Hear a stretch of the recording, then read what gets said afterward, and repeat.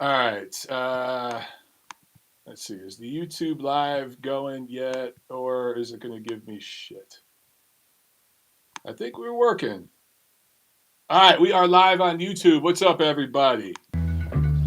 We've got Kenny Keith and Vince Cummings on the line, and we're going to get started here on Spreaker in just a second. So, getting the chat pulled up. Let's see. Man, I don't know what the hell I'm doing. All right, there we go. So now I can see the chat right here. Live chat. There we go. All right, let's get going on Spreaker real quick, and then we will get the festivities started. Everybody, while you're here on the video watching live, go ahead and thumbs up this. And for those of you who do listen to Spreaker, we're about to go live over there. If that's easier for you, give me a couple seconds, and then we'll get into the show. So happy Friday, everybody. Let's go live on Spreaker. Hello, everybody, and welcome to a special episode of, well, actually, I don't know what the hell this is. This is not the Neutral Corner Boxing Podcast, but you're listening to Michael Montero of Montero on Boxing, of course, Ring Magazine, Boxing Monthly, everywhere else. And I am joined by two very, very special guests for a special chat.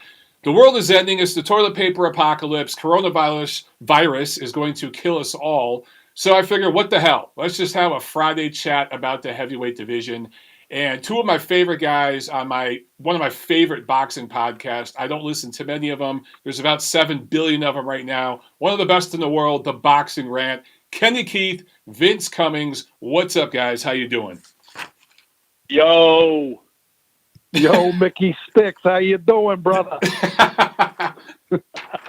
Old school. For those of you who don't know, I used to be called Mikey Sticks back in my non-tax paying days. So, holy shit, bro. That's bringing it back about 20 years. I love it. So, look, everybody listening, I want you to be prepared. We're going to have some fun tonight because it's been a really depressing, shitty fucking week, okay? The markets are down. Everyone's 401k is in the shitter. Everything's so damn political on Twitter right now. I figured all these fights are getting canceled. It's as good a time as any to have a real serious talk about the heavyweight division, the state of the current division. And I think Kenny and Vince, you guys see it a lot the same way I do. That I think it's a little overrated right now. There's some good stuff, but there's also some hyperbole, right? Is that the way you guys see it? Yeah, I mean, right now, I look at it like this, man. I grew up through the 90s, and when the heavyweight division it seemed like it was more special back then. And I don't know if it's because we had more devastating punchers, and the fights seemed to have just a bigger feel to them than they do now. I almost feel like today's heavyweight division is like they've kind of forced it back into the forefront, or they're trying to anyways, force it into the forefront of boxing again, because when the heavyweight division is big, boxing as a whole, it's kind of a trickle down from there. Right. But, you think about some of those guys that from the 90s that were, like the middle of the road guys, like the Razor Ruddocks and Ray Mercers, who all, were champions at one time with Mercer, and Ruddock competed against the best in the world, and the Morrisons. Those guys just had, like, whenever you tuned in for a fight back then, you knew, like, there's going to be some devastating punching going on, and this is not going to end pretty for somebody. And now in today's heavyweight division, some of these guys are really good. Don't get me wrong, and there's been some exciting action. So I don't want to sound like a curmudgeon here, but some of it seems forced, in my opinion. Yeah, forced is a nice way to put it. I mean, you got guys out there that look like me running around naked. You know what I mean? I mean, honestly and truthfully, I don't remember in the glory days of, 90s, late 80s, early 90s, throughout the whole 90s, heavyweight boxing. I mean, I remember Butterbean, but I don't remember 5 Butterbeans. Right. It's really difficult, for me personally to take some of these guys serious that are literally just showing up for paychecks. I mean, that's great. There's some natural athleticism in the guy. And I'm speaking mostly about the Andy Ruizes and the Adam Kalnakis of the world, where you got these guys that they could throw a punch. They're tough as hell. They'd be the exact guy that you want on your side in a bar fight. But if you show up to the ring in a sloppy, fat 275 to 300 pounds, yeah, you can land a Hail Mary punch, but that's not sustainable. You got guys that, Tyson Fury has been on, sort of this teeter-totter through his career. The games that he's played, the things that he's put himself through, the trials and tribulations, whatever. He finally got it all together in this last fight against Wilder. For all the hate on Wilder and all the stupid things that he said recently, Wilder shows up to the fight game in shape. The guy is ripped, shredded, serious. Like, he trains, he takes the game seriously. I just think that there is this huge dichotomy in today's heavyweight division of guys that are just like licking their chops to get a piece of these overinflated purses.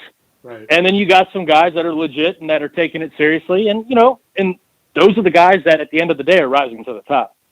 Yeah, you guys hit on a bunch of stuff that I want to get into, to dive into a little deeper. But just quickly to level set, I want to go back to your guys' show real quick, the Boxing Rant. And one of the reasons why I love it is you guys come at it from a fan perspective, right? You make it very, very clear that you guys are not media, but you guys have been fans of the sport forever.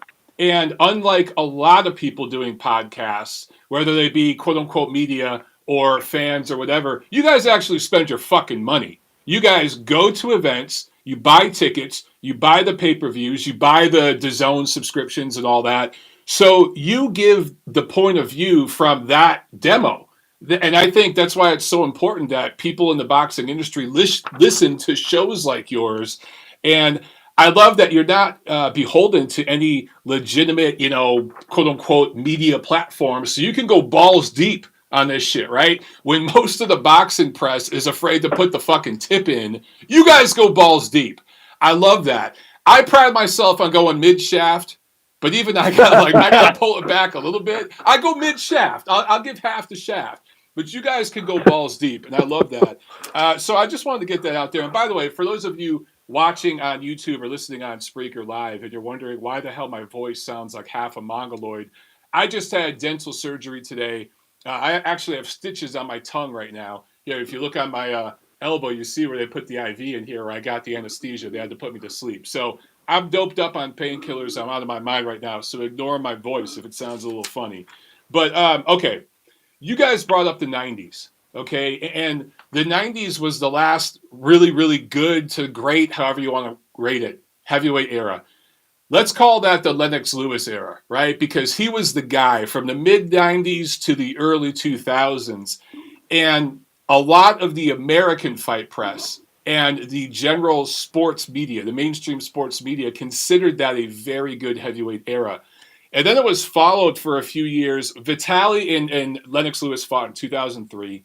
And Lennox retired after that. There was a brief couple years there where it was like no man's land. Vitaly briefly kind of was seen as the guy, but never really solidified that. I mean, honestly, after the Lennox Lewis fight, Vitaly beat Kirk Johnson, Corey Sanders, and Danny Williams. And then he retired from 2004 to 2008. The guy that took over was Vladimir Klitschko, right? He owned the division from like 2005 to 2015. And that era, whether you want to call it the Vladimir Klitschko era, the Klitschko era, or the Eastern European era, what were the words used for that era by the American fight press? Boring, unathletic, pale. Those were, let's be honest. Let's just step in it here. There were no black American stars, right? There were some, but they weren't the Deontay Wilder type. If you look at this current era, Deontay Wilder is a straight out of Central Casting. You guys said it. He's in shape. He's ripped. He's trash talking. He's American bred. And he lives up to that stereotype of what I would say the American public thinks in their mind a heavyweight boxer is supposed to look like. He is the Mr. T character in Rocky III, right? And if you look at every era of heavyweight boxing, you had that guy. You had the Mike Tyson, the Sonny Liston, whoever it was. and now that's Deontay Wilder. Is he the reason now, or is it more than that, that this era is called? Joe Tessitore just about a week ago on Steve Kim and Mario Lopez on their podcast said that we are entering a new golden era of heavyweight boxing.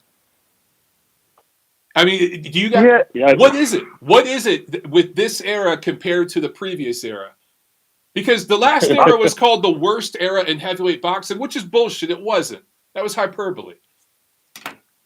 I wouldn't necessarily go as far as golden era or coming into a golden age of the heavyweight golden division. Shower, maybe.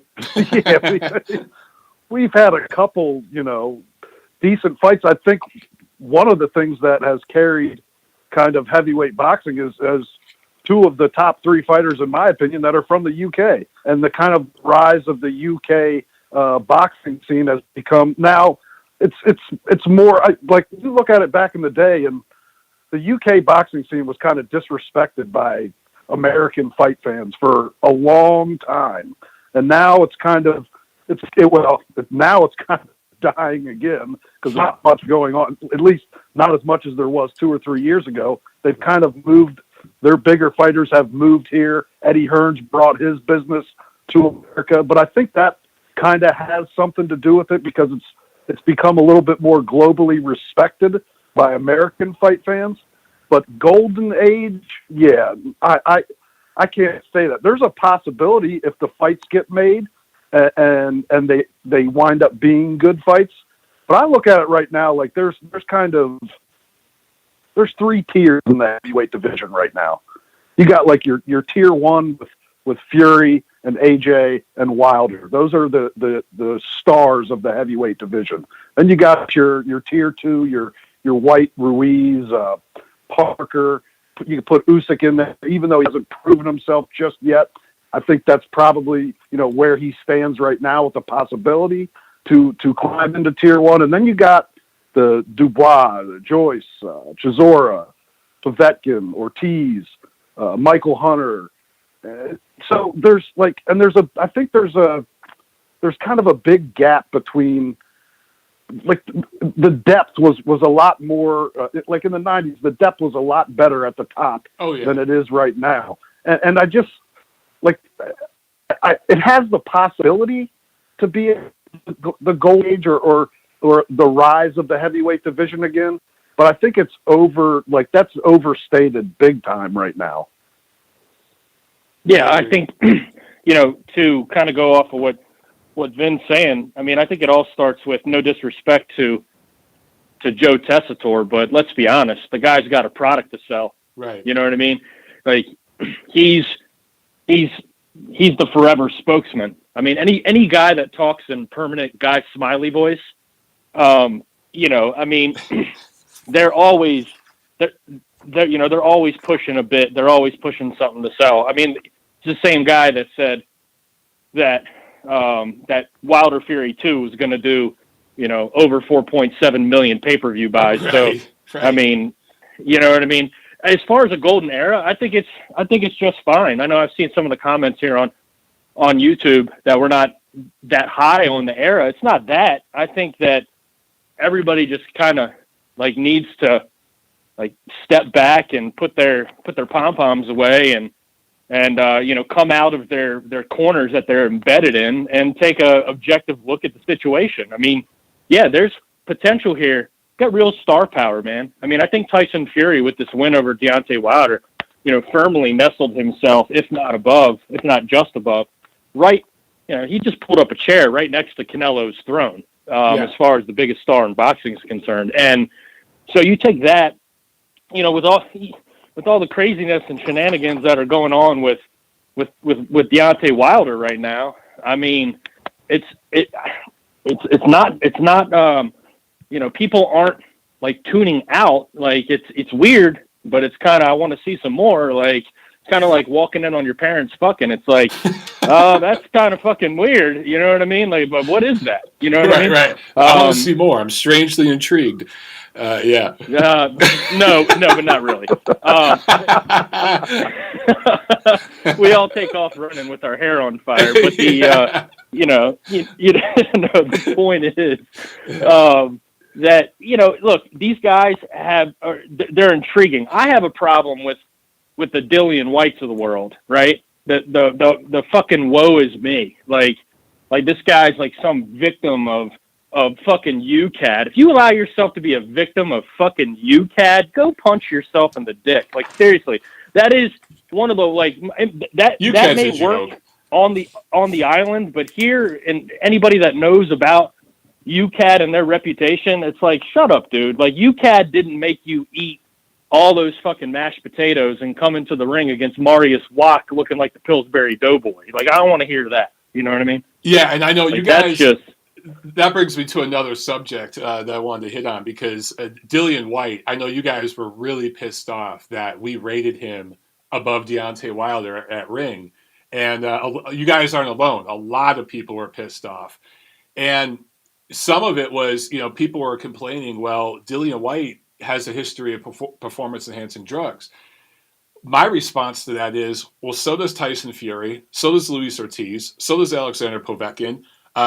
Several of these, who am I forgetting? There's another guy in the top 10 right now that has a history of performance-enhancing drugs, I think, but several of them do. So if that's going to be the standard, we can't rate we can't rate half the fucking division. But I will say this: the reason why, and I just want to clarify, the reason why at Ring we decided to put White right now temporarily above Wilder is right now you got Tyson Fury is the one guy in the division without a loss at the top. And then you have several guys with one loss, that second tier, right? Wilder, AJ, right below Tyson Fury. And when you look at Dillian White and you look at just his wins, the guys he's fought and beat, I don't think there's any argument. He's beat better fighters than Deontay Wilder. Has he looked inconsistent? Has he looked like shit at times? Does he fight down to the level of his opposition? Or maybe... is it that when he fights clean, he looks like shit, and when he fights dirty, he looks good? Maybe that's it. But he has better wins than Deontay Wilder. At the same time, though, that doesn't necessarily mean we think Dillian White's a better fighter than Deontay Wilder. It's just right now at the moment, White's got the better wins, and his loss wasn't as bad as Wilder's loss. Most of us feel Wilder really should have 2 losses. It's kind of like, if you guys remember when Carlos Baldomir beat Zab Judah, and he was briefly the lineal ring welterweight champion. No one in their right mind thought Carlos Baldomir was a top 5 welterweight. But for a brief moment, he technically was the champ, and that's why we rated him there. So I know you guys were really mad at that. I just wanted to clarify that. But I agree with you with Dillian White, and I agree with you with UCAD. UCAD's an absolute fucking joke.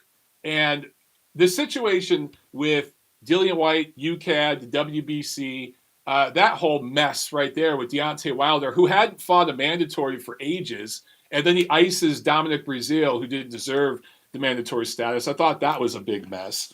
But what do you guys think about my notion or my idea that Deontay Wilder, who deserves a lot of credit because he is a clean fighter. He does show up in shape. He's never failed a drug test. He's never quit.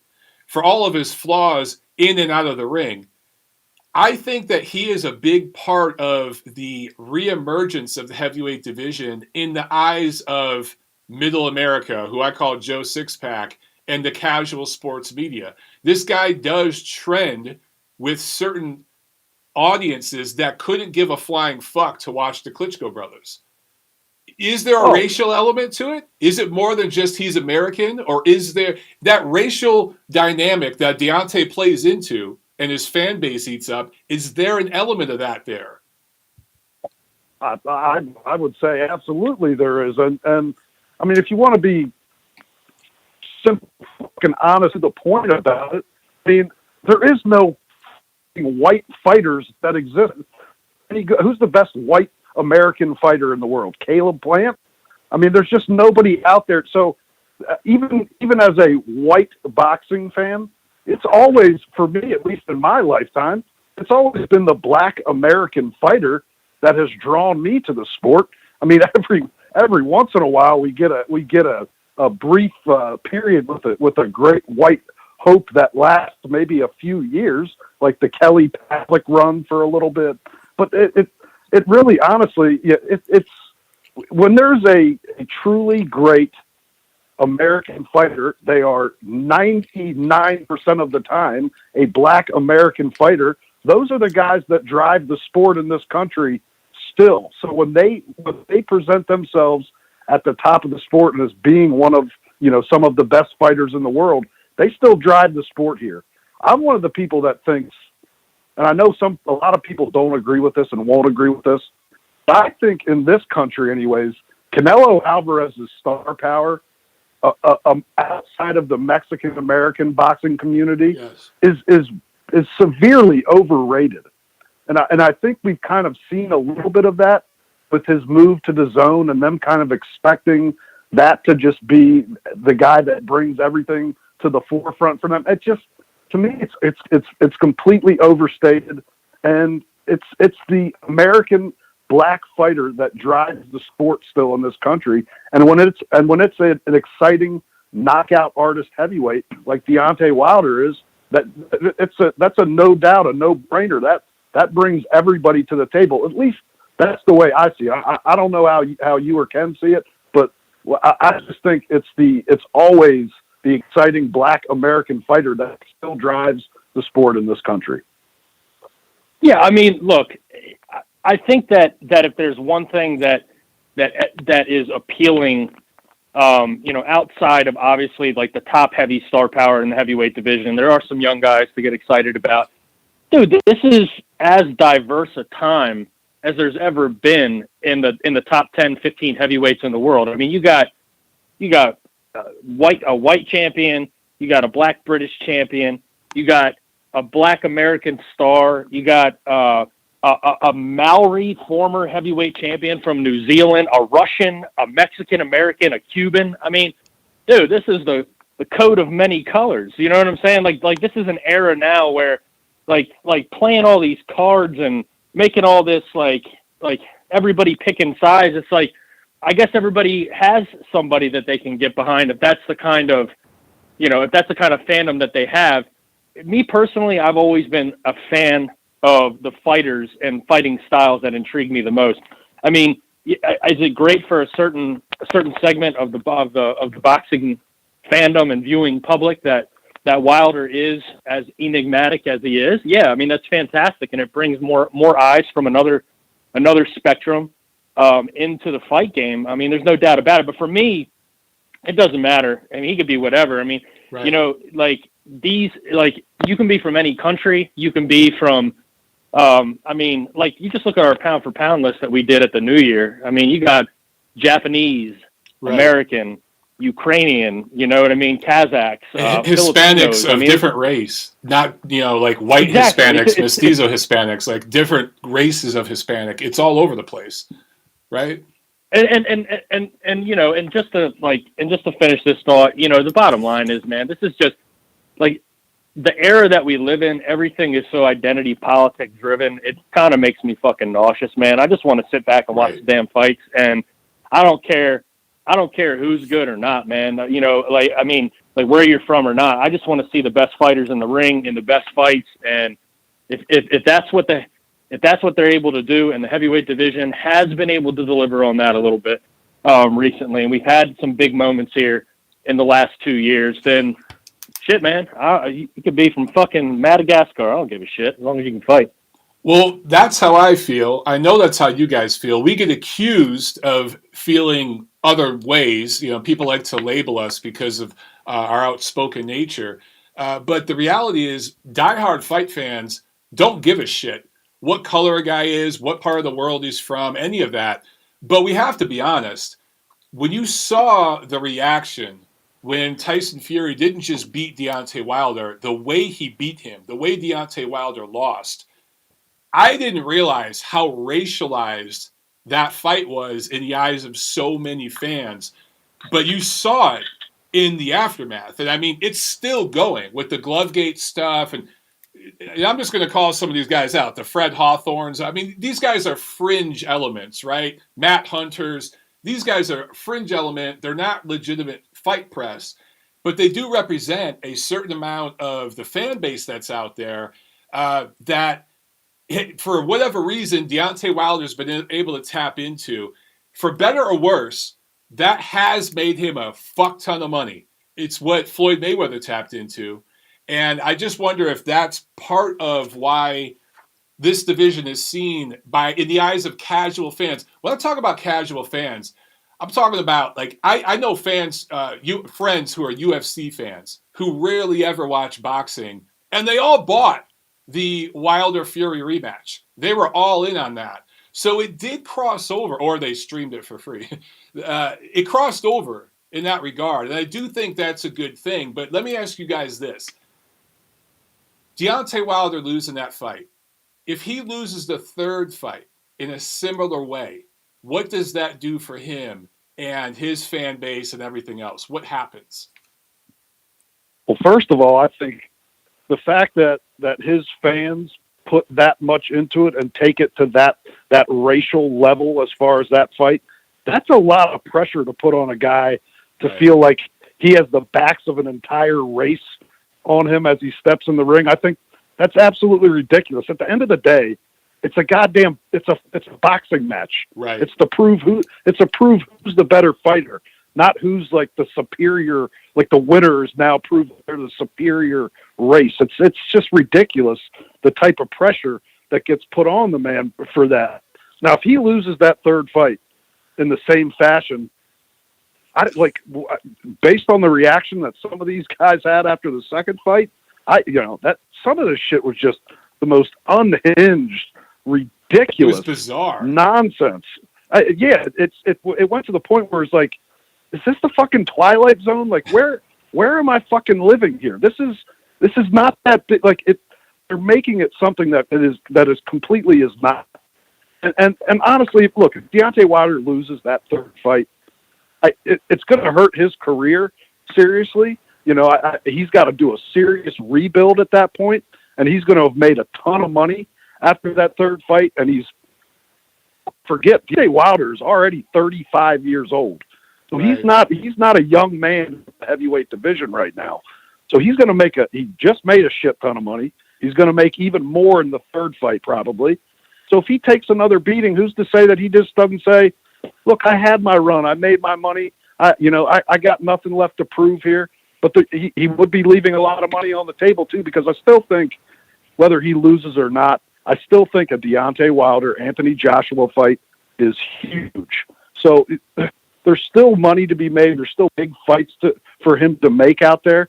But as far as it being devastating for his career, I wouldn't go as far as saying devastating, but it will definitely be time to rebuild, take a step back, go get you a Adam Kalsmacki, go back into the PBC, right, beat up a couple of those guys before you try to make that rise back to the top again. But the clock is ticking. One way or that's the only way you got to look at it. When you're Deontay Wilder or you're a Deontay Wilder fan, he's going to be 36 years old soon. The clock is ticking. Yeah, dude. I mean, as far as the fan base goes, I don't even really know that a lot of these guys exist, except for when people start retweeting it out, and it's pretty funny, man. It's like, I would definitely, like, wherever these guys are located at, I would definitely like call the local authorities and make sure that they're like standing on like the railings of all the major bridges over waterways, like, because there may be a run and jump situation. You know what I mean? Like it could be like utter meltdown mode. We'll give him this, his fan base this. They are fucking creative conspiracy theorists. There's no doubt about that. I've seen some really off the wall, clever, sort of like Mel Gibson would have totally appreciated. His character from Conspiracy Theory would have absolutely loved some of this shit. But as far as Wilder's career goes, I mean, it's as long as he wants to take it. There's some easy layups in the PBC in the heavyweight division. Guys that just don't have the experience that Wilder has that he could just mow through. You know, he don't have to do nothing. We've seen it. We saw it on the rise of Wilder, right? We saw him just sit on his back foot and wait for these dudes to make a mistake, and then he knocks them out. He didn't have to box. So, you know, I mean, if he wants to go back to, like, say he loses to Fury, whether it's a bad loss or not, okay? And he can just go back to the cozy confines and get his, you know, $4 or $5 million paydays, and right. He may not be making 20, 25, 30 anymore, but he can do that as long as his hands hold up, because I know he's had hand problems in his career. But, you know, as far as the king will rise again, like your king is here. That was so weird, like that. Yeah, like that alter ego, the Bronze Bomber alter ego that he's created. I think that if he loses in embarrassing fashion again, I think that it's time to hang up that alter ego and just go in there and collect a couple farewell checks at that point. Yeah, I mean, the Cal Snacky, as you say, he'd be there, and those kind of guys. With the PBC, I mean, you look at it, man, they've had a rough few months. I mean, Andy Ruiz getting completely shut out by AJ, and then Wilder losing bad, Kavnaski losing the way he just did. Come on, Mike, that's not how you pronounce it. How the hell do you pronounce? I have no idea how you pronounce. By the way, I'm wearing a Polska shirt in memoriam of Kavnaski's boxing career, because that was rough. That's a rough loss. You're losing to a guy that got knocked out by Gerald Washington. Oh, you know what? Actually, we have a call here. For those of you watching and you want to get on here and talk to the guys, you see the number behind me right here on the screen, 213-287-7787. And then those of you in the UK, it's kind of late for you guys. It's Saturday morning already almost. But if you want to call in, go ahead. I'm going to jump and take one call here. Let's see if I can conference you in. 559, you're on the show. Go. Is this Mike? This is Mike with Kenny and Vince. What's up? Hey, what's up, man? It's me, your boy Miguel. Professional heavyweight boxer. Just started this shit out. Hey, what's up, Miguel? How you doing, man? Hey, I'm doing good, man. I'm doing good. First of all, I want to tell you how much appreciation us as fighters and fans we have for, raw and real info. Because, man, like the last guys are saying, there's some crazy shit out there, Mike. Thank you for saying that, man. I appreciate it. Yeah, I just wanted to touch down on what they were saying about Fury and all the heavyweights. Personally, me, being a pro myself, the worst thing that you can have in the ring, especially a heavyweight, because a lot of heavyweights don't really move a lot, is a guy moving around that doesn't stop, just jabbing and outpointing the shit at you, man. And honestly, I seen it with Klitschko, not the mobility, but just the technique-wise, the old school Emmanuel Stewart pugilist type style, the left-right, the old school Lennox Lewis type knockouts. That lasted forever, but guess who stopped it? Fury did, and him being Wilder the way he did.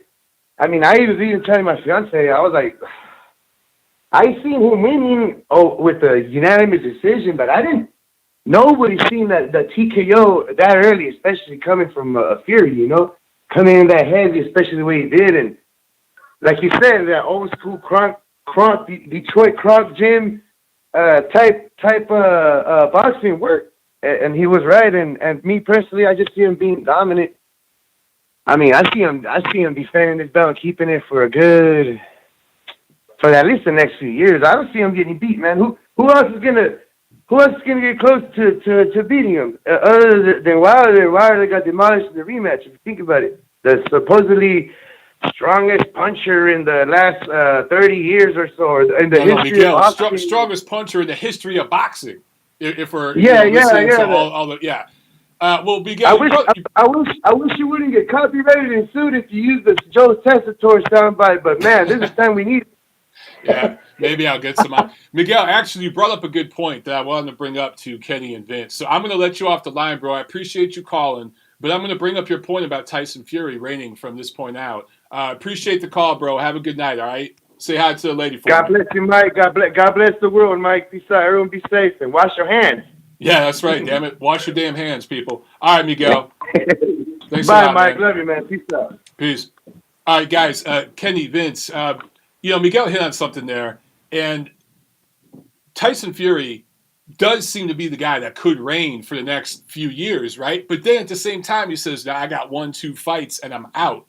What do you guys think about that? Do you think he's going to hang around? Or do you think he really is after Wilder? Let's say he beats Wilder. Do you think we get a fight between him and AJ and then it's peace out? Or do you think he'll be enticed to stick around? Well, with the amount of money on the table, I don't know how you don't stick around for at least an AJ fight afterwards. But Fury's he's a different cat, man. He does things his own way, and like we saw after the first Klitschko fight, he could fall off at any point in time. The guy's he's a fragile guy, and to expect him to stick around and like what we learned about Fury was, at least what I thought after the Klitschko fight was, he's a guy that did really well, on his way to the top. But then once he got to the top of the mountain and planted that flag, it was almost like he got bored with it. And then that wasn't his thing. And he's like, I got nothing left to prove here. What do I need to prove anymore? I did what I set out to do. I honestly believe in the back of my mind that he's one of these guys that's just like, I don't need to prove anything to myself, and I sure as shit don't need to prove anything to any boxing fan or anybody in the sport of boxing. He believes he's the best of this era already. I think right now there's absolutely no questioning that. I mean, if he walked away and didn't beat AJ and this era kind of fizzled out in 3 or 4 years, you would clearly have to say that Fury is the best of this era, no doubt, hands down. I'll tell you what, I'm intrigued. I know Usyk's small, but I think the boxing ability of Usyk is intriguing against Fury. I'd like to see it before he steps away from boxing. I'd hate to, for him to leave a couple good fights on the table, but really after he beats AJ and, depending on what Usyk does in his upcoming fight with Chisora, if he even proves that he belongs against big punchers, those are the 2 fights that he needs. After that, what else does he have to prove? I mean, there's no fight he really needs in the heavyweight division to cement himself as the best. Yeah, I mean, let's be honest with Tyson Fury, guys. I mean, he's got a track record of just fucking talking shit. So who knows what to believe when the guy's talking about what he's going to do? I mean, he's relatively, he stayed on narrative with this whole, like, I only got a few fights left, stuff. So I guess he's been more consistent with this than he has his other, outlandish plans. And now, he's got some fuck you money, and he's got enough to, call it a day and, buy himself a nice tow behind trailer and fucking ride off into the sunset. You know what I'm saying? So, I do kind of believe him. I'm with Vince in the sense of, I do think that, he is the best heavyweight of this era, but I do think that, I think he does need the AJ fight though, because even though Fury's, record doesn't reflect it, he's had some really tedious and kind of like, dude, did you really look that bad against that guy in his career that's on his resume? So, to me, I think he needs a bit more than, beating Wilder 1.5 times, or 2.5 times if he beats him the next time. I just don't, Usyk to me is the guy.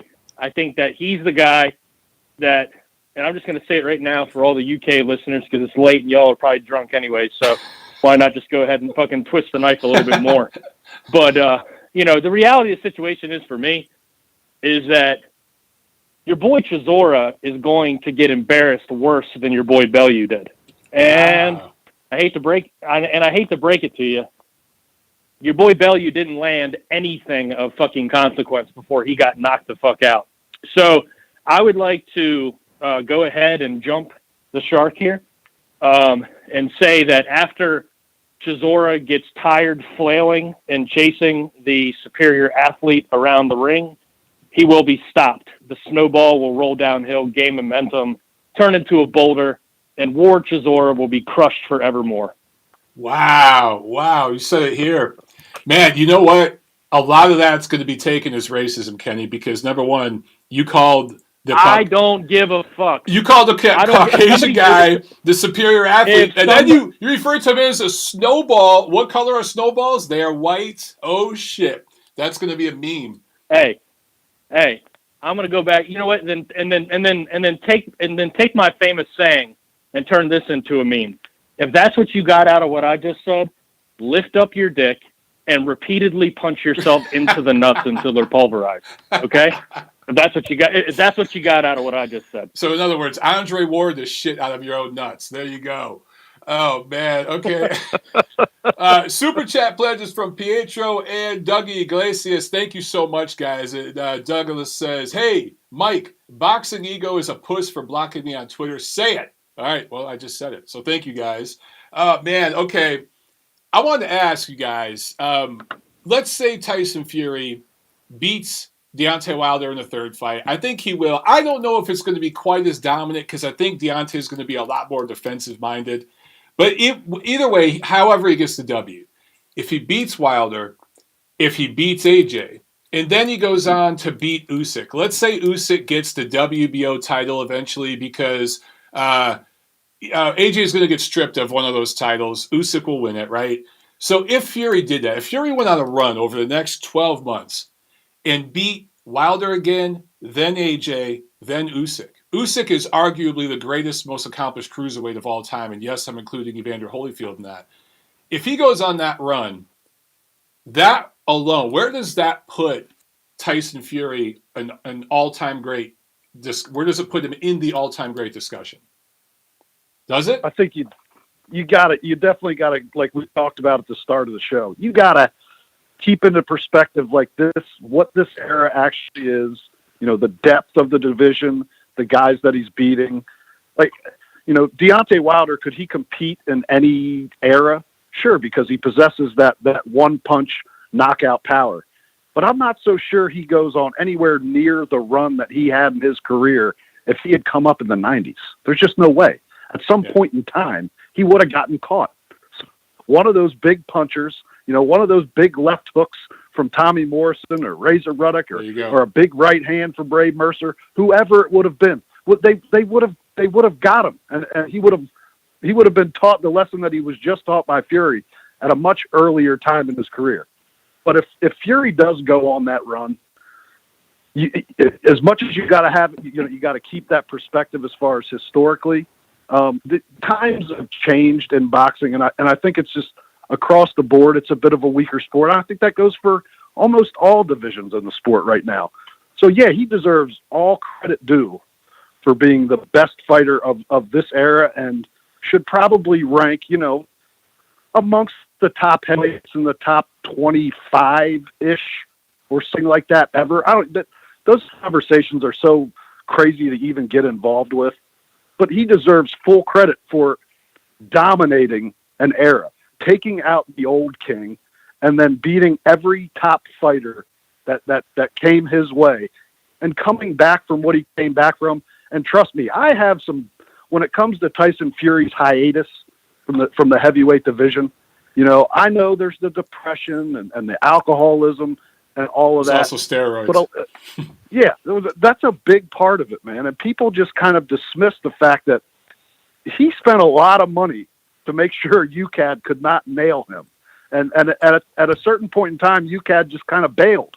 They're like, look, hey, we're not wasting any more money on this. It is what it is. Here's your suspension that's retroactive. Now you can go ahead and fight again. Right. So all that kind of gets brushed under the rug. You got to keep all that in perspective too. But no doubt he would deserve full credit for being the best heavyweight of this era, and put him amongst the best heavyweights ever, but nowhere near the top. Yeah, I don't think that he's that Fury is anywhere near that right now. I mean, if he just rode off into the sunset, to me, when we're, if the coronavirus doesn't kill us all and we're able to look back on this in 30 years, Tyson Fury will just be a blip. He'll be a memory. He'll be a guy that came and went. He'll be something that is kind of like burned in our minds because, we cover the sport and talk about the sport so fanatically and so intently that, it'll be something that we'll talk about for sure. But he's going to have to go on much more of a run than what he has because his resume, come on, man. I mean, it is just... It's 2 fights. His resume is really, really fucking weak, man. I mean, he's got the biggest wins. He's got, it's so lopsided. Like, he's got Klitschko and Wilder. And then, like... that dog shit. I'm not taking away his accomplishment against Klitschko. I mean, I know a lot of people...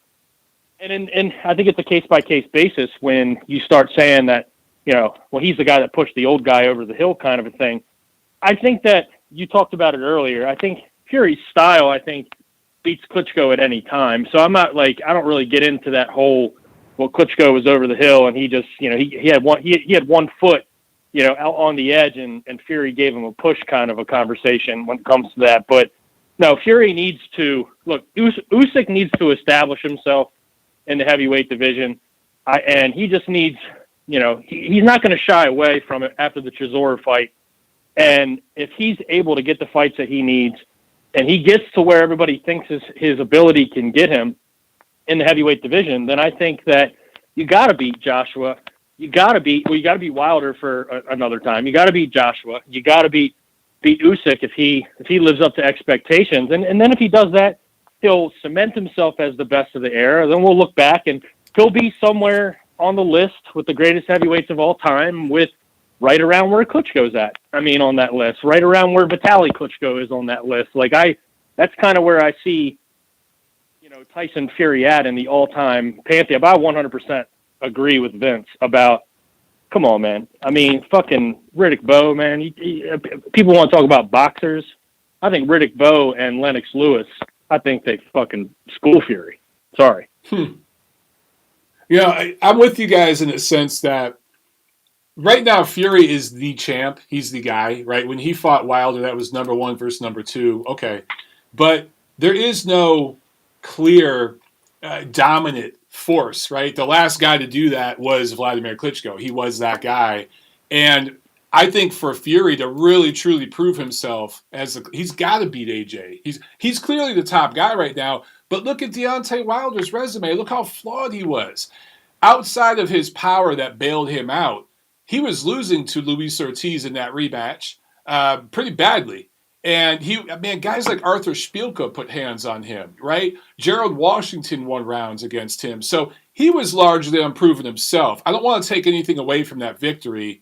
But Tyson Fury beating Deontay Wilder, to me, it doesn't prove quite yet that he is the best heavyweight of this era. I think you got to have the fight. Whoever wins the third fight between Fury and Wilder, they got to fight AJ. You got to have that fucking fight. That is who's going to determine really the top dog. And then from there, yeah, I agree with you. Let's see what happens with Usyk. I'm starting to wonder, the way Tyson Fury's size really became a factor in that rematch with Wilder, it just made me think, man, against Usyk. Usyk can fight backing up. Usyk can fight with angles. But over 12 rounds of a 270-pound guy who can move like that coming forward on you, I just think size is going to be a factor in that kind of matchup. I'd still love to see that fight if Usyk proves himself as a good heavyweight and him and Fury end up fighting. But I think Usyk would have a very good chance against Wilder and Joshua and everybody else. I just think Fury at 270 with that crunk style, that's a problem. That being said, let me ask you guys this. What happens if Deontay Wilder turns the tables and beats Tyson Fury in the third fight? And not only beats him, but fucking ices him. Knocks him the fuck out. All the craziness on Twitter is going to, I think, even be amplified by his wacko fans. But other than that, what happens to the division then? I think it's busted wide open again. I mean, and I'm guessing if that's what happens, and you get back-to-back devastating, with a stoppage by Fury and beating Wilder so badly, and then Wilder returning, and seemingly we would think would be a one-punch knockout stoppage of Fury. You got to have a fourth fight, right? I mean, and at that point, I think a fourth fight becomes massive. I mean, absolutely massive. And AJ's going to be a little upset because he'd be left out in the cold at that point, because there's no reason that they wouldn't go right into a fourth fight right away and strike while the iron's hot. I think that would be great for the sport of boxing if that happened, because there's going to be a ton of eyes on the third fight, and a devastating stoppage by Wilder it cracks the fucking nut wide open in the heavyweight division again. And we kind of, Ruiz did that when he beat AJ last year. So it presents a wide open field, and it allows for a lot of shit to happen. And it just leads to the intrigue level going up for all these fights, because now we've seen every fighter in this division has a flaw. Right. Fury's flaw hasn't been exposed outside of that 2-year stretch where he was out of boxing and had his hiatus. So if he's exposed there, now we know that everybody has been exposed in the heavyweight division, and it's wide open. Anything could happen. I think that's great for the sport. And I actually I think most people think that it's kind of a formality in the third fight that Fury's going to walk through him again.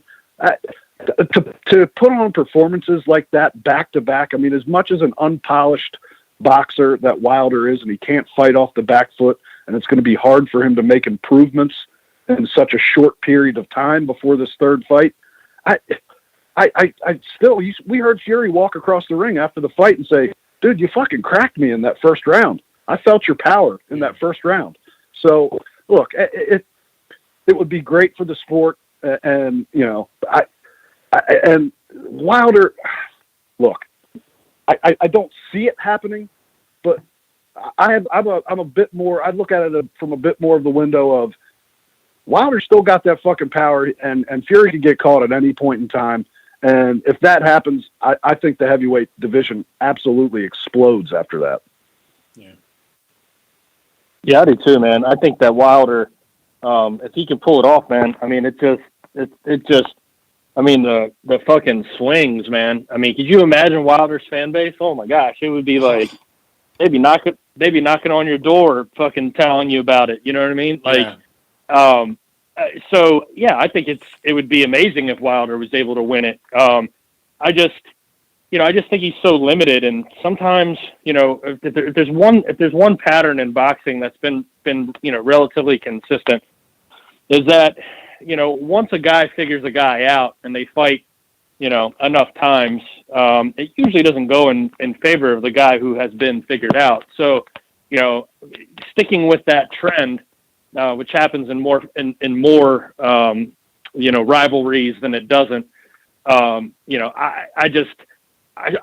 see a really big uphill battle, for Wilder. And listen, I'll be the first to admit it. That's one thing that, the casual listeners of all of our podcasts, they'll pop in for one episode, hear you say something, and then they'll come back 10 episodes later and they think that, you're not able as a human being to watch what happens in front of your face and be like, okay, well, that motherfucker just proved me wrong. Mm-hmm. I was the first person after AJ got sparked by Andy Ruiz to say, you know what, man, I totally questioned whether he had the intestinal fortitude because he was living that life of luxury. I just didn't see the need. I looked at a guy like him who was more concerned about posing for Instagram photos than he was about working out in boxing. So, I looked at him and I was like, I don't think he's got the heart. I really don't. And he came back and he had some help from Andy Ruiz's infatuation with Del Taco. But Del Taco is good. The fact of the matter is, man, is that he did what he had to do to beat a guy. Whether or not Andy Ruiz was prepared or not, that's not fucking AJ's problem. He implemented the same game plan. If that would have been the version of Andy Ruiz that came in and shocked the world at Madison Square Garden. So my point is that I have the same feelings, but for different reasons, about Deontay Wilder. Remember AJ in the wake of losing that massive upset when Andy Ruiz was the replacement fighter in that fight. that, like, AJ just was like, I lost, man. Like, I lost. Like, there was no excuses. He just wore it. He was a man in all of his interviews. The way that Deontay Wilder is behaving in the wake of in the way in which he lost, which wasn't unsimilar to the way that Anthony Joshua lost. I mean, it's just, you got to look at it and be like, man, this is like really concerning. The level of delusion and the level of just lack of reconciliation to what the reality of what took place is. Like, people that were out there making all these conspiracy theories that really kind of spit in the face of a logical observer that knows what they saw. It didn't take a rocket scientist, a diehard boxing fan, or, a microscope to be able to see what happened that night in the rematch between Deontay Wilder and Tyson Fury. So for him to be able to come back from what we've seen since that night and the way that this has taken a toll on him psychologically, I think that would be a fucking 30 for 30 for the ages. That'd be a huge documentary one day. I mean, just the stories and ESPN and everyone would jump all over that. I think one difference, though, and I think, Vince, you alluded to this, was that Deontay Wilder's fan base and some of the people in the American fight press that really are aligned with the PBC and do puff pieces over on that side, they almost have anointed Deontay Wilder as the savior of the black boxing race. And that was not put on Anthony Joshua. He was representing the UK, and he was the heir apparent for the heavyweight division and everything, but he was not supposed to go out there and represent for the black man. And that's what's happened with Deontay Wilder. Some of it I will put on Deontay because I think he's a good dude underneath it all, but he has played into that character, and he has fed that fan base. And that pressure is going to be on him even more so in that third fight with Fury, which, I'll say it again, if somehow he does beat Fury, if you thought the reaction after the rematch was crazy, the reaction after that third fight, if Wilder wins, it's going to shut down Twitter. It's going to be insane. I can't even imagine what the LDBC guys and all those people are going to say. But let's see, we got a super chat pledge from Pietro. He says, Fury is a Hall of Famer right now. Well, thank you for the super chat, Pietro. I don't know. Maybe Fury's a Hall of Famer if he retired today, but I don't know, dude. I wouldn't vote for him first ballot Hall of Fame. I think, again, as both Kenny and Vince talked about, the 2015 win against Vladimir Klitschko, that's the same year. I'm just going to say it. The guy was using steroids. Okay, nandrolone is not something that you get from an over-the-counter supplement or whatever. The guy was doping. And he got caught by UCAD. There was no VADA testing. Klitschko, when he found out what happened, he should have been notified before the first fight. He was furious. He demanded VADA testing for the rematch. And once that happened, Tyson Fury self-sabotaged. I mean, I'm playing amateur psychologist there, but it seemed to me he was doing a lot of the white girl, the nose candy, knowing he'd pop. And that was a way out right there because I don't know. I think, Kenny, you said a minute ago that Fury always beats Klitschko. I don't know about that. But so I don't know, Pietro, if he's a Hall of Famer right now. I think he's still got a little bit more work to do. But let me go to a couple calls here. I think we got a couple calls from the UK. Kenny, Vince, are you guys cool with taking a couple calls here? Absolutely, brother. All right. Guys, if you're calling in right here, I'm going to patch a couple of you in. If you got questions for Kenny and Vince, please don't keep it just to me. Talk to these guys, too, here. They're being so kind. Thank you guys for being on my channel and doing this chat. 3538, you are on the show. Go. 3538. Yo, how's it going? Good. Awesome. Real fast, I want to say this. Fury's not going into the Hall of Fame off of 2 victories. If he did, that'd be a travesty to the sport. I'm just saying that right now. 2 victories and you don't go into the Hall of Fame, and then you have guys who aren't in the Hall of... Yeah, it's Mark. But there are people who aren't in the Hall of Fame. There are people who aren't in the Hall of Fame who've gone on... Like, look at Sven Oke. Like, sure, he's crap, but he made 20-plus title defenses, and he isn't in the Hall of Fame. 2 wins doesn't put you there. You need to do something. You need to make a difference to get in there. It's not as simple as, I beat Klitschko when I was on drugs and beat Wilder, who was unproven. Come on.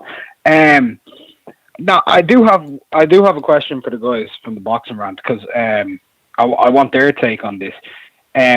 What is your thoughts on specifically when Ring Magazine made White? I know Michael touched on this. When Ring Magazine made Dillian White above Wilder in the rankings, do you think that went against their own criteria? Because they have Luis Ortiz number 4 in the rankings, and Dillian White beat 2 top 10 guys in the rankings, in Rivas in 10th and Parker in 7th.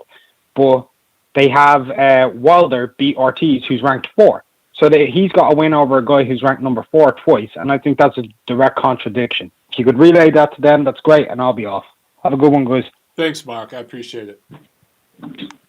Yeah, I mean, look, my problem with Dillian White, being ranked above Wilder and making that jump was, I get it. He has more wins in the top 10, but Rivas is kind of, I think we overrate those wins a little bit. Like the Derek Chisores of the world, that's, they were nice wins, solid wins, and he deserves credit for them. But to me, that's not enough to jump the guy who was at the top of the division. I get it. He did not have some of the, he didn't face some of the stiffest competition to get there. And his 2 biggest wins were, against Luis Ortiz before that. But I rank Luis Ortiz a little higher than most people because, he was a fighter that was kind of disrespected when I think he was probably the best heavyweight in the world during Fury's hiatus and Wilder's rise and AJ's rise. He just never got a chance. I think if he had gotten a chance back then, he probably would have snagged the belt at some point. So when you bring the resume talk into it, for me, it's like, it's 6 of one, half dozen of the other. I mean, there's no separation there for me. Yeah. The fact that Wilder has fought Fury twice, he fought Ortiz twice, I think that at least equals Dillian White's resume. And I know Wilder got the shit beat out of him in this last fight, but let's not remember that Dillian was slumped over the ropes by Anthony Joshua, and an Anthony Joshua that really hadn't even come fully into his own yet as a fighter. And maybe White is the same way, but to me, it just, there wasn't enough there to put him above Wilder yet. But look, people mistook it for me as being like you said. I wasn't upset about it. It just, to me, it seemed like, I can't believe it came across as like the ring made the decision unanimously and nobody kind of put up one fight. Now, okay. Let me respond to that real quick. Just so we have a democratic process, and our ratings panel, it's guys from all over the world, literally from several different continents, right? Boxing writers from all over. And one person suggested it, and a few of us were like, that's a good point. Now, Mark just brought up a good point. So the guy who suggested it on the Ring Ratings Committee talked about the wins, that White technically, if you look, has better wins against more consistent opposition than Wilder does. And he's performed better in those wins. And even his loss was probably a little better because at least he hurt AJ before dropping. And Wilder basically lost twice to Fury. So all that was taken into consideration. But Mark just brought up a good point that Luis Ortiz is currently rated number 4 by the Ring.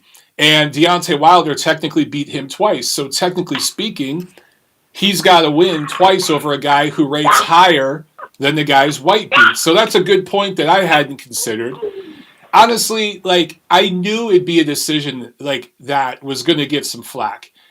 It's honestly, it's negligible. The gap between Wilder and White in terms of the resume, to me, it's negligible. They're basically 2A and 2B.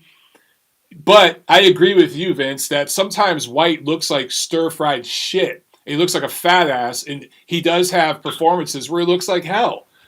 But Deontay Wilder looks like hell, too. The difference is he's faced softer opposition. He has better right-hand power. He's been protected more. But, yeah, I mean, this is something, this feedback from you guys, I definitely would take back to the committee this weekend. We can't change the rating now until these guys fight. But let's see what White does against Povetkin, another guy who has a history with performance-enhancing drugs. And we'll see how it goes. With Luis Ortiz, I just don't know, dude. I wonder if Luis Ortiz gets overrated because he's Cuban. And I got to say, there was a time when the Cubans were the premier class in the amateur system, that's long gone. The Uzbeks, the Russians, the Kazakhs, the Ukrainians, they are way ahead of the Cubans right now. And I just wonder if Luis Ortiz gets a little overrated because he is a guy from the Cuban school. On the world amateur stage, he never really accomplished much. Everything in his amateur career was regional and local there in Cuba. Good fighter, good quality fighter. I just wonder if he gets a little overrated.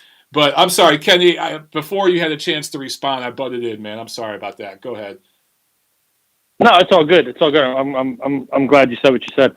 As it pertains to Luis Ortiz, I think that there's a lot of what have you done for me lately, and yeah, all of that is true. And even going all the way back to, like you mentioned on Twitter, to the Rio Olympics, like there's been a shift, okay, and even prior to that, there's been a shift in the international amateur scene to what programs are dominating the sports. We're seeing, guys in their primes right now, that come from the Ukrainian school of boxing. We see it before that. We saw a surge in Russian fighters. So you're going to see these surges throughout time, the ebbs and the flows. I just think that with Luis Ortiz, I think when we talk about Luis Ortiz 4 years ago, I think that Luis Ortiz was not overrated, and here's why.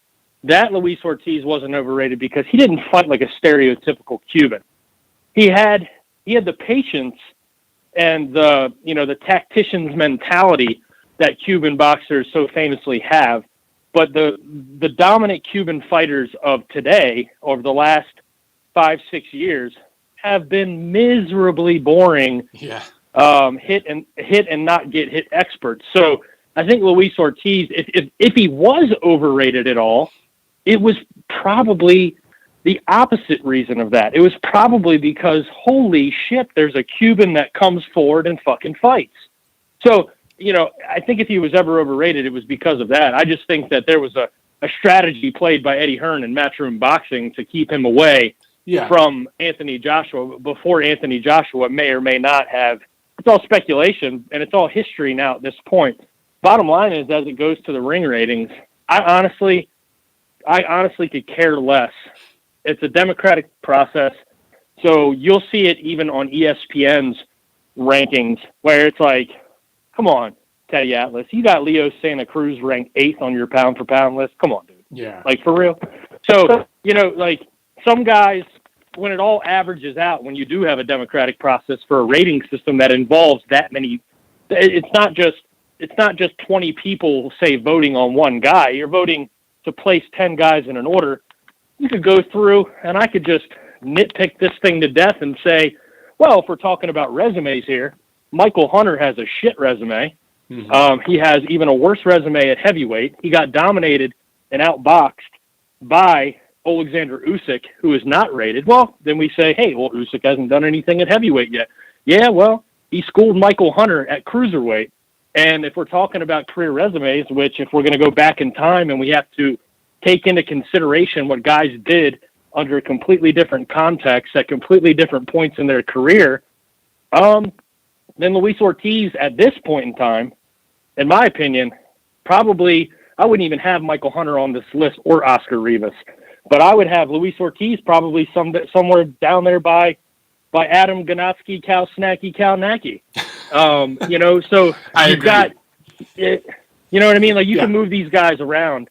I think the important thing is that the top two are correct. Yes. And, I think that if Dillian White hasn't been going to his jazzercise or Weight Watchers classes, that the old man Povetkin's going to give him some trouble. I mean, there is a size disadvantage in there because Povetkin is a short heavyweight. But we saw, in Povetkin's fight against Michael Hunter, that the old man can still crack a bit. The problem is, it's just Povetkin doesn't have a chin anymore. And as long as White has the gas tank to be able to go some rounds with Povetkin, there's a good chance that Dillian White does stop him. But I guarantee you one thing, Dillian White comes in looking like anything like he did against Marius Wach.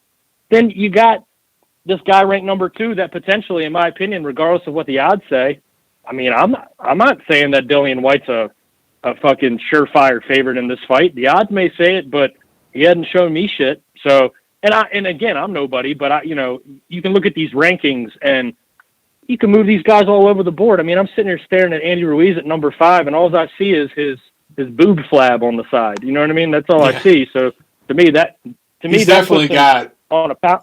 He's got the wrong kind of side titty. I like side titty. That's not the kind of side titty I like. That's like the below the nipple, droopy side titty. Yeah. And that, but here's the thing, Mike. I mean, this tattoo that Andy Ruiz has, like, that doesn't look like an old tattoo. It looks fresh. Either that or he had it touched up. But I would have had that thing at least tatted down on that side boob a little bit. You know what I'm saying? Yeah. Trying to hide some of that shit. Because there's that fold, there's that line. I'm looking at that same picture right now. And that line, you could use that in the tattoo. Make it a sleeve on Jesus's, arms or something. Maybe that'd help him out. But, dude, you guys bring up outstanding points, though, about the ring ratings. Look, I want people out there to understand. It's fucking tough. In actuality, you guys are right. There's about 3 or 4 guys right now that are the top tier heavyweights. And it's Fury, it's Joshua, it's Wilder. If you want to put Usyk in there as kind of an X factor, maybe, okay. And then there's everybody else. And it's where do you stack these guys up? Personally, I don't think Luis Ortiz belongs at number 4. I think he's number 9 or number 10 right now. I would favor Ruiz and Parker and even guys like Hunter and Rivas would have a chance against them right now. But it's so subjective. You could put these guys all over the place. I think, Kenny, you said it best. If you have the top 2 or 3 guys correct, then that's all good. And you guys have made great points about the Dillian White, Deontay Wilder situation. I promise you, I will take this back to the guys and let them know because I value your opinion. And Mark, who called in earlier, he always has great calls and great opinions. So I'll take this stuff over to them. It is hard, though, at times to even find 10 guys to rate because some of these divisions are so watered down and so weak. It's like, man, can we just cut this shit off at number 6, number 7? Because there's really not 10 guys that I would want rated right now. That's how weak some of these divisions are. But, okay, a couple calls real quick, and then we'll wrap it up in just a minute here, guys. Let me go to 570. You're on the show. If you got anything for Kenny and Vince, go. Hey, Michael. How's it going? What's up? I'm going to swim back against the tide a little bit on this one. I think what everybody can agree on is that when I saw the ratings, I didn't have a huge problem with it, but I thought that Ortiz was rated higher than I would have. Because my point of view on it is he's not a bad fighter by any means. But I think it's been a little bit of a situation where he's been a hype job. Like, people talk about him like he's a bogeyman, and he's really not. With respect to, like, Dillian White, I don't have any problem with where Dillian White is ranked in the ring ratings, just because if you look at the 2 names that were already previously mentioned, if you look at Rivas and you look at Parker, how did White win those fights? He won them by unanimous points decisions. Nobody was standing up and saying, oh, well, it was a robbery, or White got boxed off and he got away with it by a hair. He won those convincingly. If you look at Wilder's fights with Ortiz, he was losing rounds. Yeah. And in the second fight, it was practically like he was losing every round before his one-trick pony came in and saved him. So I think that's the difference between, if you package that together, along with the fact that White has less fights than Wilder, fewer fights. And if you take who's decent out of who White has fought, and you take who's decent out of who Wilder has fought, and you use the percentages on that, it's like if somebody just sat down and looked at who Wilder has fought without even ever having seen a fight, but if you know boxing, and you sit down and you look at his record, it's like, this was WBC heavyweight champion? Like, it's just, yeah, it's not to slag the guy off. Look, I'm a fan of Deontay Wilder as a fighter. He's exciting. But if you look at how he got that belt, I mean, Vitaly Klitschko was retired from 2004 to 2008. He comes back in 2008, gets that title back because he was champion emeritus, sticks around for 4 years, fights pretty limited opposition, and then ends up retiring, I think, in 2013 or so. And the WBC, because they had a long-standing history with Don King, basically sold that title to Don King. He represented Berman Stavern, fought for the vacant title, and he didn't even get one defense. In his first defense, they sold it right to Al Heyman, who's basically the new Don King in relation to the Sulaiman family. So, everyone knows that was Vladimir Klitschko's title. It should have been, right? So, yeah, I agree with you on all that. I do. But let me ask Kenny and Vince here. Kenny and Vince, guys, if Dillian White, I'm not talking about fat, sloppy, I barely got by Mariusz Vach and looked like shit Dillian White. I'm talking about the guy that beat Parker, beat Rivas, beat Chisora, motivated, in shape. If he fights Deontay Wilder right now, who do you favor to win that fight? I would favor Deontay Wilder by knockout. And I say that because Dillian White, even though he beat Joseph Parker, down the stretch of that fight, if that fight had 30 more seconds on the clock in the 12th round, he went down late.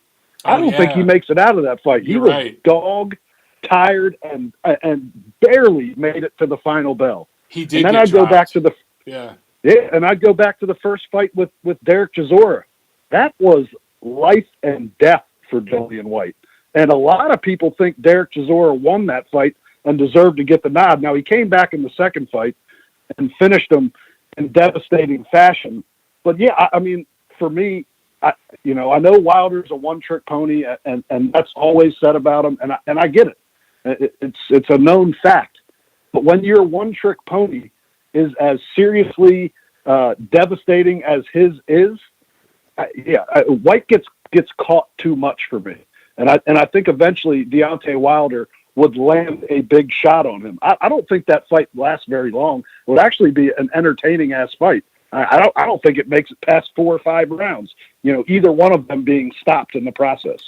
Yeah, it's hard for me to say, and there's just so much stuff that has yet to be answered by Deontay Wilder. I mean, if he is mentally okay, like if he's able to beat Fury, and get some of his confidence back, then I'm totally on board with everything that Vince just said. But if I don't know if he's ever coming back from that. So, with Dillian White, I think you do have to take into consideration the way that he looked in his last fight. Now, if we're talking about a perfect world where Dillian White is active and he's not 270 pounds and Deontay Wilder isn't mentally scarred, then I think you have an entertaining fight. And if Dillian White is slick enough, which I don't think he is slick enough, to be able to maneuver his way in and put Deontay Wilder on his back foot, I just think that Dillian White's too damn slow to come forward. I don't think he's slick enough to go side to side on Wilder. And I think that what you have is a younger version of Luis Ortiz's strategy against Deontay Wilder. I think it's the same exact thing. I think he gets clipped. He absolutely gets hit too much. And honestly and truthfully, man, like, I am just so fucking tired of talking about Dillian White. He to me is one of the most, I give him respect for his what he's done in the ring. He's a tough motherfucker. Anybody that's going to go in and lay it on the line, especially at the heavyweight division, that's not afraid to fight whoever, I give him all of that respect. I honestly and truthfully do. I just want everybody just to fucking take Dillian White's D out of their mouths for a second. Take a deep, deep breath, okay, before you go back in for more, and just take a look at the situation at hand, man. I mean, let's let the guy, have like his next fight against Povetkin, and let's see if his head is still in the game himself. I mean, we're all basing our opinions now off of a rating that we don't all agree on. So it's like we're kind of playing fantasy musical chairs right now. It's fun though. I mean, I like doing it sometimes for sure. Sometimes 570. I'm sorry I didn't catch your name, man. But go ahead and get the last word on this, and then we'll get to the next caller. Oh no, it's William. William. Okay. Yeah. No, I mean, I agree. I think like if the best shot to beat Wilder is simple. Like the game plan is there. Fury put the blueprint on display for everybody. I've been saying this for years. The way that you beat the guy is you fight him on the inside. I don't know. I know that Dillian can fight on the inside when he wants to, but he prefers to try to like stay on the outside and take certain shots and club you from the outside. If Dillian can fight on the inside against Wilder, he'd stand a very good chance because he has real power. The problem is, anybody who knows boxing, Dillian's got really long arms, and his power is generated. He telegraphs almost a lot like Wilder does. Not quite as bad with that single right-hand shot, but he does telegraph with his shots. I think it takes somebody to fight him on the inside who could actually beat him. If Dillian could do that, then he would stand a decent chance. But if he can't do that, and if he's stupid enough to stay in the pocket and stay at range and let Wilder clip him, then yeah, I think there's a very decent chance that he could get knocked out. But that's why I've always thought that in a fight between AJ and Wilder, AJ would win. Because for a man of AJ's size, AJ loves to come in, pressure you, get on the inside. You saw the uppercuts that Fury caught Wilder with in that second fight that pressed him back. Can you imagine what it would be like if AJ caught Wilder with one of his uppercuts, which I happen to think, and people could laugh at me for this, but I think it's true. I think AJ has one of the absolute best uppercuts that we've seen since Mike Tyson. I think he's watched those fights and he's tried to perfect I wouldn't say it's better than Lennox Lewis. Lennox Lewis had a great he did. And Lennox is my hero as far as like heavyweight boxing goes in my lifetime. But if you put AJ in there with Wilder and he catches him with one of those uppercuts on the inside, I think that's lights out.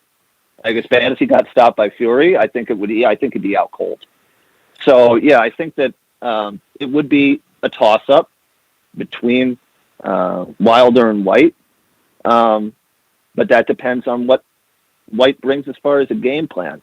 I think if AJ goes in against Wilder, assuming that Wilder gets past Fury in the rubber match, I'm tired of people calling it a rematch because we already had it. I don't know why everyone calls it a rematch.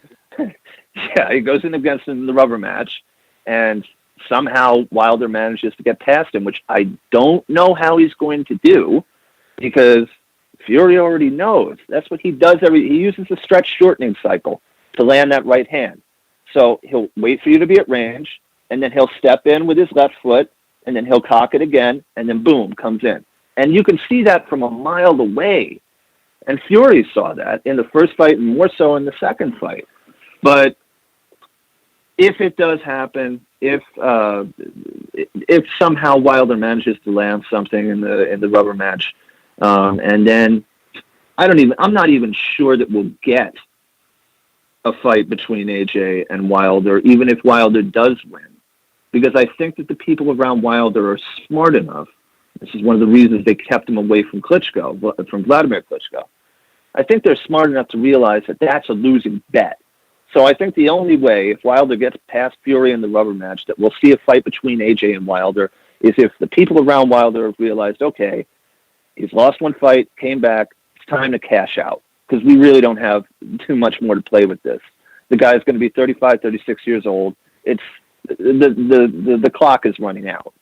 But I think if they do see each other in the ring, I would definitely give the advantage to AJ because, again, the way that you beat Wilder is by pressuring him and coming to the inside, because if he doesn't have that mid-range distance and he can't cock back that shot, then he doesn't have a shot. He's not going to outpoint somebody like AJ did against Ruiz. He doesn't have that ability. And that's not a knock on him as far as character or his person. It's just true. He doesn't have that acumen. Yeah, I think he's set in his ways. I mean, look, I agree with a lot of your points. I don't agree with all of them. But first of all, if White, who I know Kenny's done talking about him, I'm just going to say this. If White and Wilder fought right now, I would slightly favor Wilder. But I do think White could give him trouble. I think that even a guy like Alexander Povetkin, who had a couple of good rounds against AJ early on, has a style that could possibly give Wilder trouble. I would favor Wilder in those fights.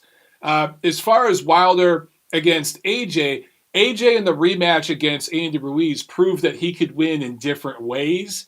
Deontay Wilder has not been able to do that yet. However, it's possible he could show us something in the rubber match with Fury. It's unlikely, but it's possible. And maybe he has an extra wrinkle to his game that we haven't seen yet.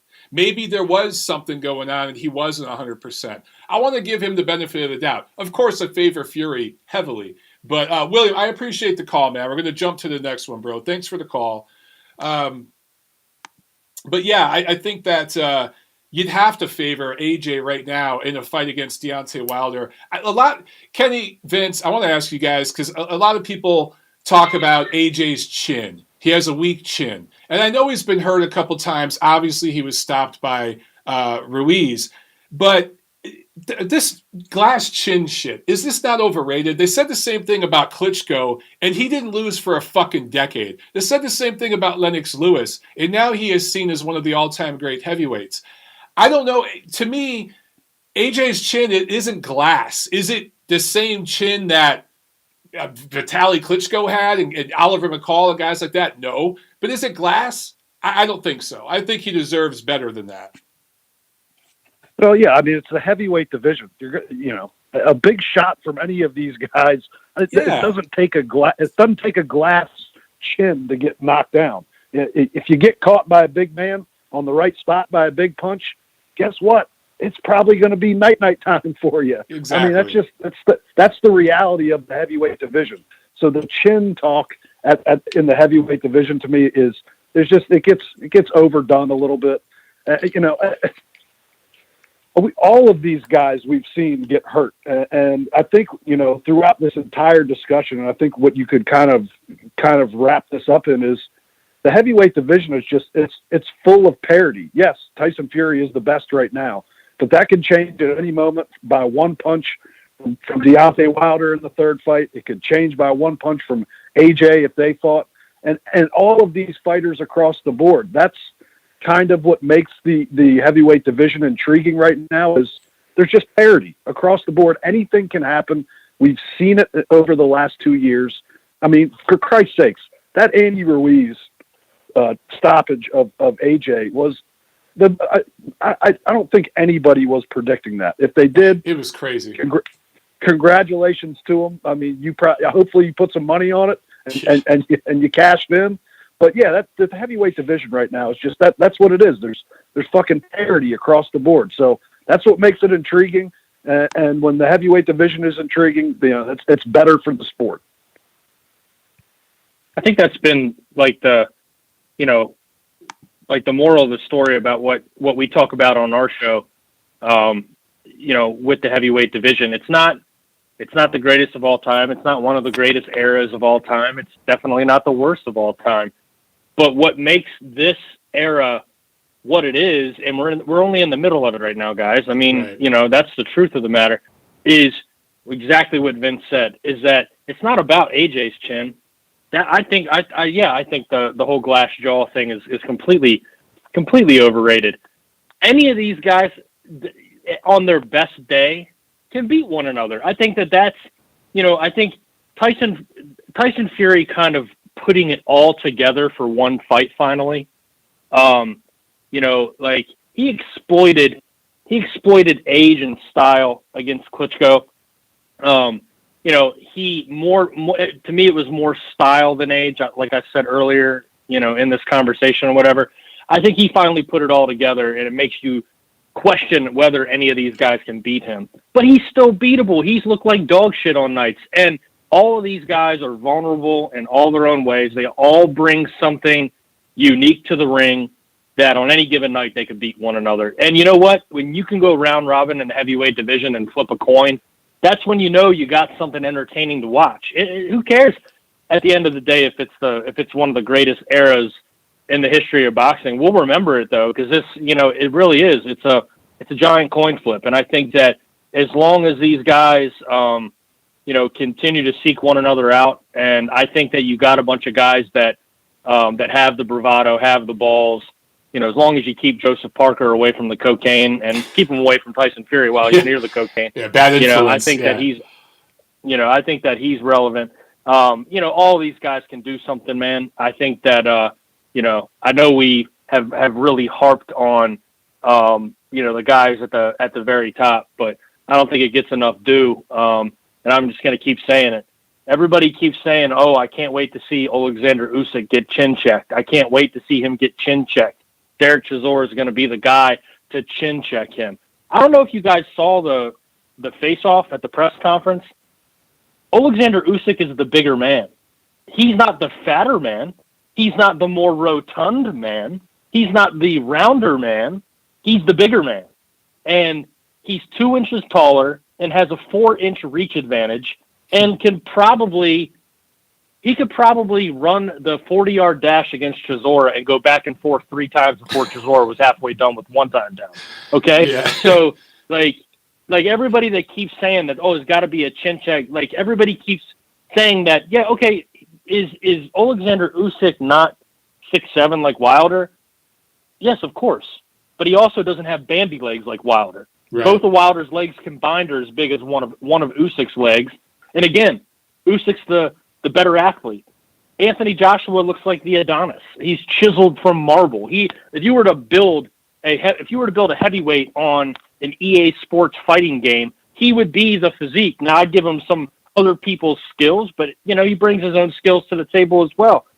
All of these guys, yes, they are bigger. They are these are giant heavyweights, super heavyweights as they call them in the Olympics, right?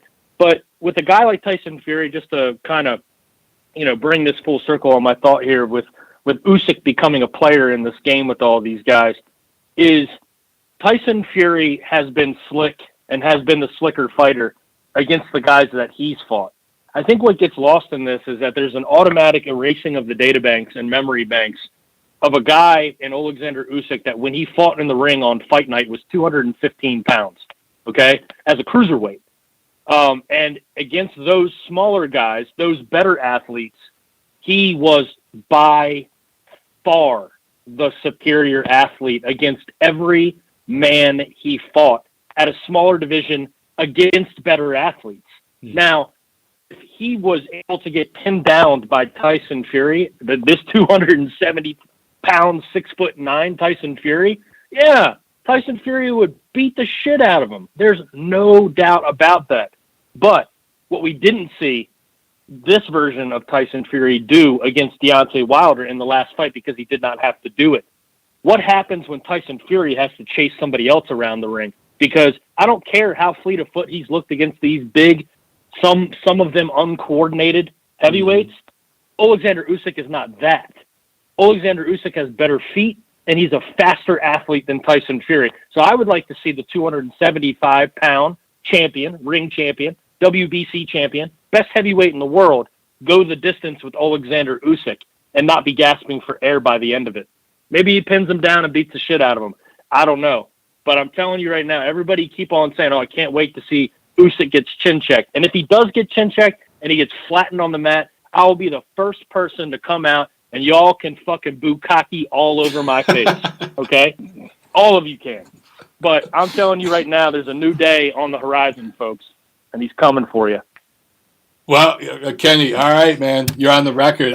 I'll say both of you guys, I think, summed it up great, because the last era was chess players. These guys from Eastern Europe, some of them spoke English, most of them didn't.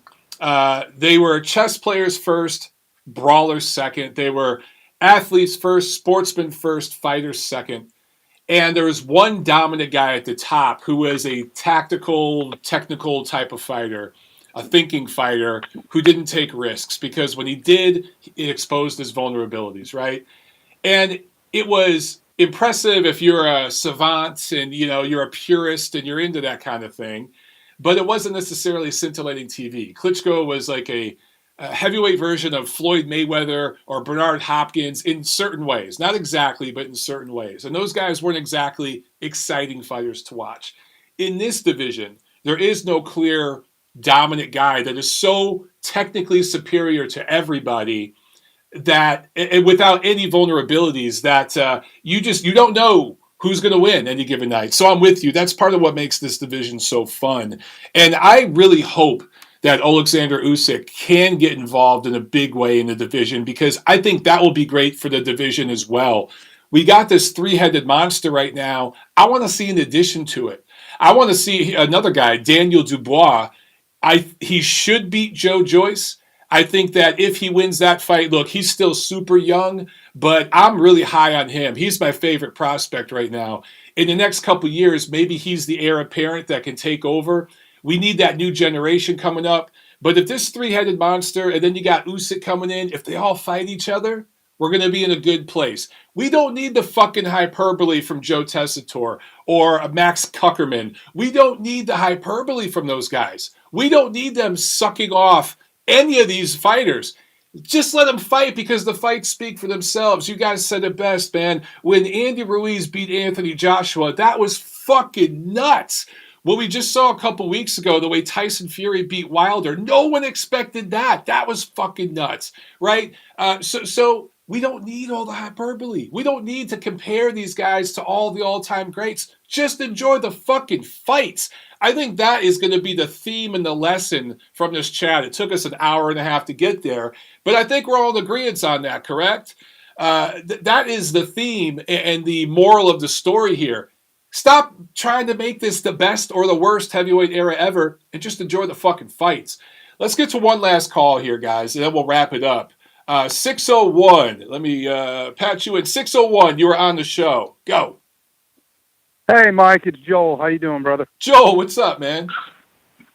Oh, not much. I'm exhausted, but in my defense, I did have to carry a 40-pound air conditioner compressor today. Oh, shit. So that's my one dig at Deontay Wilder. All right, man. Well, look, I didn't tamper with nobody's gloves, so don't even go there, all right?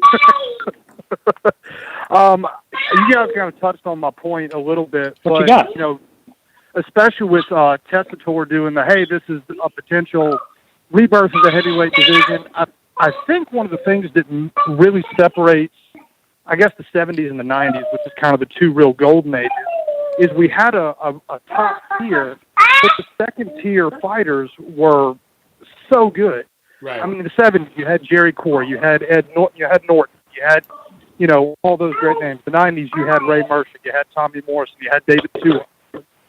And in this era, while we do kind of have a decent, three-headed monster, and I agree with Kenny and Vince. I think Usyk is going to seriously make waves in the division. The next tier, there's just such a drop-off in talent. I mean, we saw it with, I'll go ahead and call him Cal Snacky because he looks kind of like me.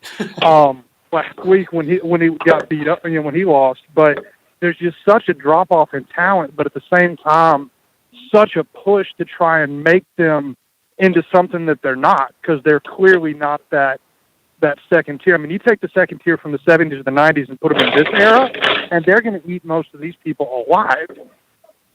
Yeah, and that sounds like the get off my lawn, old man talk, but it is true to a degree if you just look at, if you were around, I think a lot of the young guys are like, okay, shut up, boomer, and all that bullshit, even though none of us on the phone are boomers. But I've had people say that to me on Twitter. But the truth is, if you saw those fights and you grew up in those eras, especially, let's just stick with the 90s, yeah, man, that's second tier. Those guys were fucking solid. And right now, Cal Snacky looks good in some fights, and then Cal Snacky looks like Cal Snacky. And Andy Ruiz has a moment of brilliance, and then he goes back to being a fat, lethargic fuck. So there's just this inconsistency with that second tier. So I'm with you, Joel. But at the same time, we are getting exciting fights, and these guys are fighting each other. So I think it's overall a positive, right? I mean, it's a good time to be a heavyweight boxing fan. Oh, yeah, I think it's a great time. But I guess that, I mean, to try and make it relevant is why they do that push. But to reiterate what you guys did, let this era stand on its own and let the people fight. Don't try and go, oh, this is the 90s all over again, because it's not. Right. I mean, it's extremely exciting. We're getting good fights. People are fighting each other, which is great. But, I mean, it kind of that wish casting to make it something, that everybody kind of looks at with rose-colored glasses. I think does a disservice to the fighters that we have right now, because they're not necessarily going to be able to hold up to the standard of the 70s or the 90s. That's certainly not the 90s. I mean, I'm about to be 38, so I mean that's what I grew up watching. So, and to me, there's not really a comparability between the two, but that doesn't mean this era isn't ridiculously fun to watch. Exactly. I mean, I was entertained by Kelsnaki Hellenius. I didn't think that would be an entertaining fight. And here it was. It was this, knockout, upset special. Like, that shit was fun. And we're getting that stuff pretty regularly. Now, we're also getting Charles Martin and Gerald Washington, on a fucking pay-per-view. Hopefully that doesn't happen again. But, Joe, I appreciate but Charles it, man. walks the earth like a god, so, he's got to be out. Yeah, we all should bow down to the god. We cannot possibly comprehend what that man is thinking. All right, Joel, I'm going to let you go, brother, but thanks, man. And say hi to the old lady for me. I hope you guys have a good weekend, bro. Will do. You guys take care. All right, man. All right, so Kenny, Vince, let's wrap it up. Give some final thoughts, and then, look, I think that our audiences are probably pretty much crossover. I would assume most of my subscribers subscribe to your channel and vice versa, but just in case, let everybody know where they can find your stuff and follow you and all that. Ken, I'll let you take that one, buddy. I'm the technical guru of the Boxing Rant. Our IP address is at http. No, I'm just kidding. You can find us on all the social media platforms at the Boxing Rant, and that's THE. We use proper grammar at the Boxing Rant. That's on Facebook. Credit.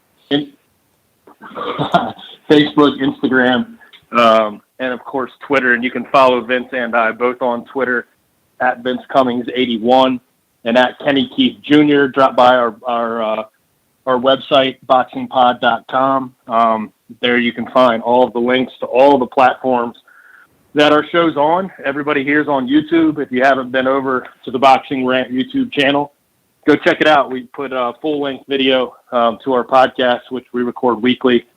And we're right in the middle of it, man, mucking it up. So we appreciate all of you tuning in. Well, thanks, guys. This was fucking great. We'll have to do this again, man. Hopefully next time I won't have stitches in my mouth and sound like what's the guy Corky from Life Goes On. So hopefully. Oh man, okay, I'm gonna get in trouble for that one. Better that I did that at the end of the show and not the beginning. But yeah, guys, thank you so much, man, and we'll do it again. Have a great weekend. All right. All right. Thanks for having us, brother. Really appreciate it. All right, man. Thanks, Mike. Appreciate it. Yep. All right. So Kenny Keith and Vince Cummings of the Boxing Rant. Those guys are awesome. I don't watch many boxing podcasts, but those guys, I catch them every week. So for those of you who, I would imagine most of you guys watching my show, you probably already listened to those guys. If you don't, make sure you check them out. The Boxing Rant, not THATHE, The Boxing Rant. Make sure you guys check them out. But great show. Thank you to the super chats that I had, a few super chats, and to the other calls that we had. Some great calls tonight, man. Great show. Awesome show. I'm going to go take some painkillers and ice my my mouth. For those of you who didn't hear at the top of the show, I had some dental work earlier. Again, here's my scar where they put stuck an IV in me. They had to knock me out for a few minutes and do some work. I actually had a mouthpiece break and cut my tongue. So I had to get a few stitches on my tongue. That's never fun. Anyway, have a great weekend, guys. Wash your damn hands. Don't touch your eyes, nose, and face. Don't touch your face at all if you go out in public, okay? Wash your hands and don't touch your face if you go in public. If you go to the gym, hand sanitize the hell out of everything after every damn piece of equipment you put your hands on, okay? Be safe. This corona shit, it's crazy. Everything's fucking canceled. So I thought this would be a fun show to do. If you guys enjoyed this, let me know in the comments section. If you'd like to see more of this kind of stuff, now that I got the studio set up, I can do this. So if you have ideas for other types of shows like this that you'd like to see, like I said, drop a comment on the YouTube or DM me, whatever, tweet me, whatever. Let me know what ideas you guys have, what subjects you'd like discussed, what guests you'd like brought on. Would you like to see some debates? With Kenny and Vince, we see a lot of things the same way. Those guys, see things very, very similar to the way I see them. We don't agree 100% on everything, but we sure as hell agree on most of it. Is there anybody out there you'd like me to debate on a particular subject and really, really talk to a couple guys that have a completely opposite viewpoint from my own? That would be fun, huh? If you have any ideas, let me know, okay? USC Trojan. I know who you are, bro. He says, bring on Ringside Robbie. That would be fun. Piglet says, debate Fred. Look, I'm not talking to that fucking idiot, okay? He's an absolute fraud and a piece of fucking human garbage. So I'm just not going to talk to that guy. I want to talk to I'll talk to someone that I actually disagree with things, but in an objective, logical, adult way. Not a piece of fucking shit like him.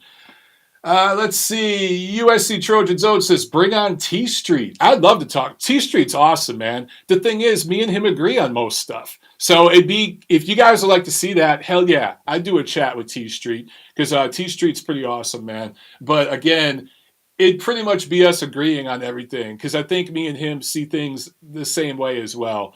But all right, guys. I'm going to bounce off of here. We'll be going for almost 2 hours. Awesome freaking show. And we'll do it again. Guys, have a great, great weekend. All right? I'll see you at the fights.